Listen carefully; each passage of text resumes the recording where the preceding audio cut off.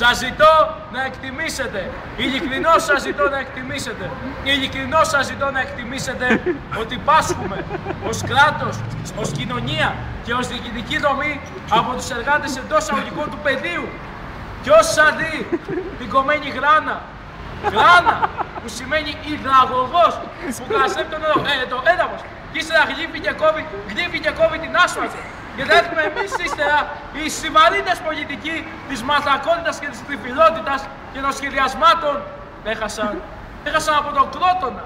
Θέλουν οι συμβαρύντες πολιτικοί να πούν εδώ τα δισεκατομμύρια στην Τζακώνα πρέπει να καταβληθούν τάχιστα. Γιατί ο δρόμος Τρυπόλεως Καλαμάτας κάνει εξαιτίας διακοπής από το νερό, αλλά και στη Μαλακάστα το ίδιο έγινε. Αυτά είχε να πει στη σημερινή του συνέντευξη ο κύριος Βίρονας Πολύδωρας, Υπουργός Δημοσίας Τάξεως. Κωνσταντίνος Λιανός για το Μέγκα. Καλή σας νύχτα.